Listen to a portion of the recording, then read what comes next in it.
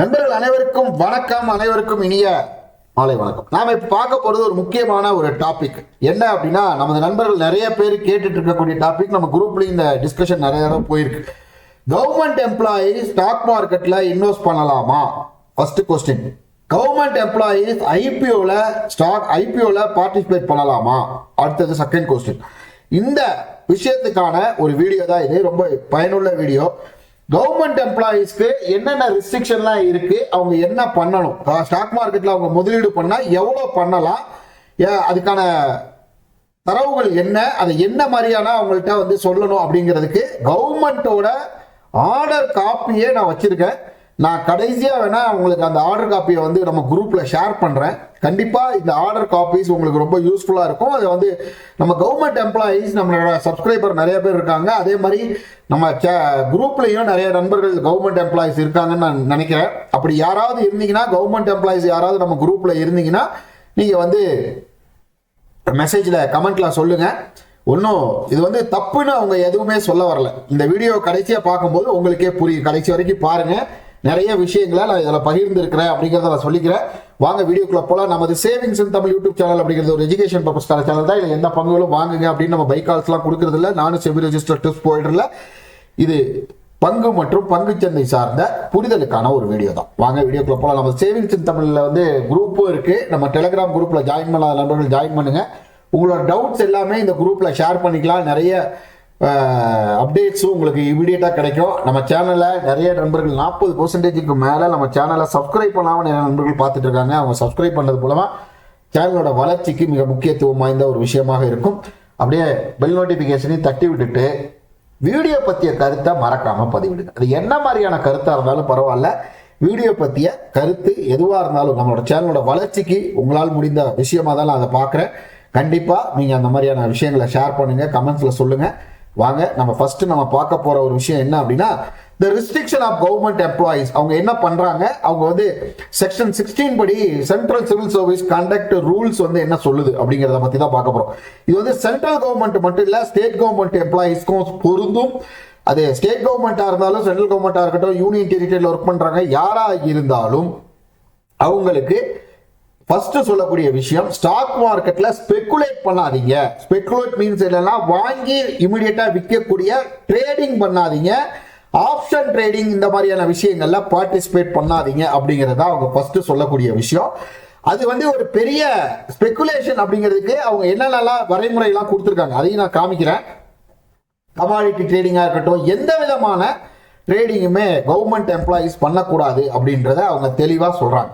So இது மட்டும் இல்லாமல், சரி அப்போ ஸ்டாக்ஸில் வாங்கலாமா சார், நீங்கள் என்ன சொல்கிறீங்க, இல்லை மியூச்சுவல் ஃபண்ட் வச்சுக்கலாமா சார் அப்படின்னு கேட்டால், இந்த கவர்மெண்ட் எம்ப்ளாயீஸோட பென்ஷன், நியூ பென்ஷன் ஸ்கீமில் இருக்கக்கூடிய மிகப்பெரிய சாராம்சமே அவங்களோட பங்குகளை, அவங்களோட பணத்தை வந்து பங்குச்சந்தையில் முதலீடு பண்ணியிருக்கிறது தான். அது மியூச்சுவல் ஃபண்ட்ஸ் வழியாகவும் இருக்கலாம், பங்குச்சந்தையில் பாண்ட்ஸ், இந்த கவர்மெண்ட் பாண்ட்ஸ் வழியாகவும் அவங்க பண்ணியிருக்கிறதுக்கு வாய்ப்புகள் இருக்கு. அதை தான் அவங்க நியூ பென்ஷன் ஸ்கீமோட மிகப்பெரிய சாராம்சமாக சொல்றாங்க.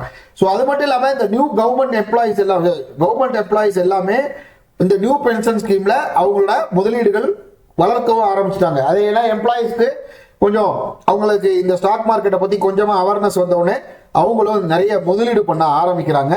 நீங்க அதை எப்படி முதலீடு பண்ணலாம் அப்படிங்கறத அவங்க என்ன சொல்றாங்க அப்படின்னா, லாங் டேர்ம் பீரியட்ல இன்வெஸ்ட் பண்ணுங்க, சிஸ்டமேட்டிக்கலா இன்வெஸ்ட் பண்ணக்கூடிய மியூச்சுவல் ஃபண்ட்ஸை கன்சிடர் பண்ணுங்க அப்படின்றத அவங்க சொல்றாங்க.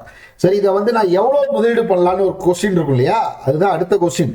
சரி, அப்படி பண்ணும்போது நாங்க என்னெல்லாம் பண்ணலாம் சார் அப்படின்னா, gold bonds, RBI bonds, long term investment, coffee can portfolio, இதெல்லாமே கவர்மெண்ட் எம்ப்ளாயிஸ்க்கான ஒரு முக்கியமான ஆப்ஷனா வருது அப்படின்றத சொல்றாங்க. அடுத்து பாத்தீங்கன்னா, ஸ்பெகுலேட்டிவ தவிர்த்துருங்க.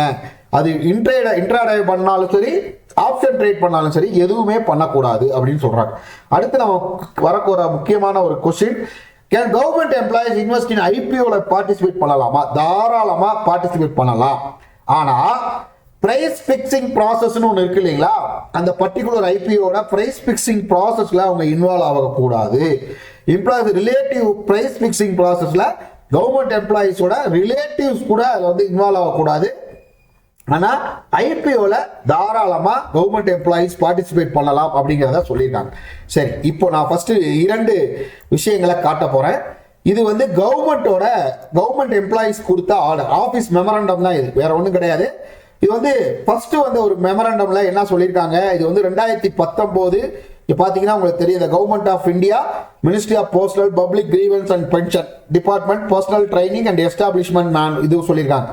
இல்ல undersigned direct the OM number, அவங்க என்ன சொல்றாங்க, the following limit of transaction shares, securities and debentures and mutual fund schemes etc intimation government prescribed format அப்படின்னா குரூப் ஏ அண்ட் பில இருக்கக்கூடிய officers, group A and group பில இருக்கக்கூடிய officers வந்து exceed 50,000 ரூபாய்க்கு, இந்த கேலண்டர் இயர்ல 50,000 ரூபாய்க்கு மேல அவங்க எதுவுமே டிரான்சாக்ஷன், டோட்டல் டிரான்சாக்ஷன் பண்ணக்கூடாதுன்னு 2019 இருந்த ஒரு ஆர்டர் சொல்லுது. அதுக்கப்புறம் group C and group D officers என்ன பண்றாங்க, 25,000 ரூபாய்க்கு மேல நீங்க இன்வெஸ்ட் பண்ணக்கூடாது அப்படிங்கிறதை அவங்க சொல்லியிருக்காங்க. ஸோ அது வந்து எப்படியெல்லாம் பண்ணியிருக்காங்க, நீங்க பண்ணக்கூடாது அப்படின்னு சொல்ல வரல, அவங்க அப்படியே நீங்க பண்ணி இருந்தால், அந்த 25,000 ரூபாய்க்கு மேல நீங்க பண்ணி இருந்தால் அப்படின்னா அவங்க என்ன சொல்ல வராங்க, ஒரு ஃபார்மட் கொடுக்குறாங்க. அந்த ஃபார்மட்டை உங்களுக்கு நான் அனுப்பி விடுறேன். அந்த ஃபார்மட்டை ஃபார்ம் ஃபில்அப் பண்ணி நீங்க வந்து உங்க ஆஃபீஸில் சப்மிட் பண்ணணும், உங்க இன்வெஸ்ட்மெண்ட்டுக்கு நீங்க சப்மிட் பண்ணணும்னு எப்போ சொல்லியிருக்காங்க அப்படின்னா, இங்க பாருங்க, இது வந்து மார்ச் 2023 வந்த ஒரு மெமரண்டம் தான். இது கவர்மெண்ட் ஆஃப் இந்தியாவோட ஒரு மெமரண்டம். இதுல வந்து டைரக்டாவே சொல்றாங்க, I am direct to refer the rule of 14, the AS conduct rules of 1968 which provide the under the service no member of the service shall speculative in any stock, shares and investments but provision not apply the occasional investment made through the stock brokers and other person duly authorized on license under relevant law அப்படின்னு சொல்லிட்டாங்க. So ஸ்பெகுலேஷனை பண்ணக்கூடாதுன்னு சொல்லியாச்சு. அடுத்து என்ன சொல்றாங்க, நீங்க வந்து ஒரு ஆத்தரைஸ்டு புரோக்கரேஜ்ல ஸ்பெகுலேஷனை வந்து பண்ண வேண்டாம், ஆனா நீங்க வந்து இன்வெஸ்ட் பண்ணிக்கலாம். 6 மாதத்துல எக்ஸீட் 6 monthsல உங்களோட பேசிக் பேவை தாண்டி நீங்க முதலீடு பண்றீங்க, 6 மாதத்துல உங்க பேசிக் பேவை தாண்டி நீங்க முதலீடு பண்றீங்க அப்படிங்கிற பட்சத்துல நீங்க அது எவ்ரி சப்மிட்டட் சப்சிக்வெண்ட் இயரோட ஜனவரி 31 என்ன பண்ண சொல்றாங்க, ஒரு ஃபார்மட் கொடுத்துருக்காங்க. அந்த ஃபார்மட்டை எக்ஸீடு 2 months எப்போலாம், அதுக்கப்புறம் வந்து பார்த்தீங்கன்னா இண்டிவிஜுவல் டிரான்சாக்ஷன் 2 மாதத்துக்கு ஒரு தடவை பேசிக் பிரீச் ஆகும்போது இந்த ஃபார்மட்டை ஃபில்அப் பண்ணி நீங்கள் வந்து சப்மிட் பண்ணணும் அப்படின்னு அவங்க சொல்லிட்டாங்க. ஸோ இது வந்து எங்கே கொடுக்கணும், இங்கே பாருங்க, all members of all Indian சர்வீசஸை பற்றி சொல்லியிருக்காங்க. இந்த காப்பி டு வந்து இந்த government of India ministry of affairs தான் இருக்குது. இந்த ஃபார்மட்டு இதுதான், இந்த ஃபார்மட்டு இதை நம்ம குரூப்பில் நான் ஷேர் பண்ணுறேன். கண்டிப்பாக இந்த குரூப்பில் போய் நீங்கள் இதை பிரிண்ட் அவுட் எடுத்துங்க. இந்த பர்ஃபார்மா இன்டிமேஷன் டோட்டல் டிரான்சாக்ஷன், இதில் வந்து டெசிக்னேஷன், அவங்க என்ன ஒர்க் பண்ணுறாங்க, employees ID, the bay of percent பே எவ்வளோ இருக்குது, இந்த செப்பரேட் சீட் நீங்கள் என்னென்னலாம் வச்சுருக்கிறீங்க, டீடைல்ஸ் ஈச் டிரான்சாக்ஷன் மேடு ஷேரு நீங்கள் என்னென்னலாம் வச்சுருக்கீங்கன்றத பர்டிகுலர்ஸை இதில் ஃபில்அப் பண்ணி செப்பரேட்டாக இல்லைலாம் அட்டாச் பண்ணி, இப்போ தேவைப்பட்டால் அதை அட்டாச் பண்ணி அதை கொடுக்கணும். The particular of the form and party எதுலையாவது நீங்கள் இருக்கீங்க அப்படின்னா அதை பற்றி நீங்கள் சொல்லணும். அதே மாதிரி டிக்ளரேஷன், இந்த டிக்ளரேஷன் வந்து நான் இவ்வளோ தான் பண்ணியிருக்கேன், என்னோட டீட்டெயில்ஸ் எல்லாம் சப்மிட் பண்ணி சிக்னேச்சர் பண்ணி உங்களோட ஆஃபீஸில் நீங்கள் கொடுக்கணும் அப்படின்றத அவங்க சொல்லியாச்சு.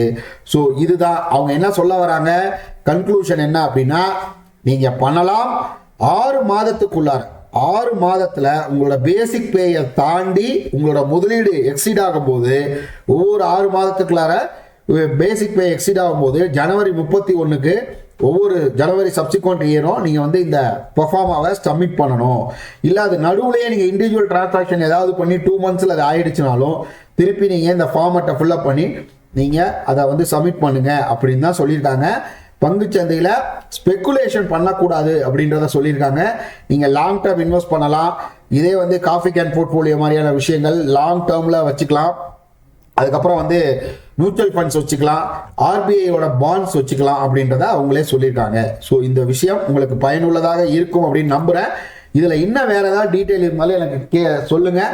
கண்டிப்பாக இதை பற்றி உங்களோட கவர்மெண்ட் ஆஃபீஸில் உங்களோட பர்சனல் பிரான்ச், அந்த உங்களோட விஷயங்களை டீல் பண்ணக்கூடிய உங்கள் பர்சனல் பிரான்ச்சஸில் போய் கேட்டிங்கன்னா அவங்க கண்டிப்பாக சொல்லுவாங்க.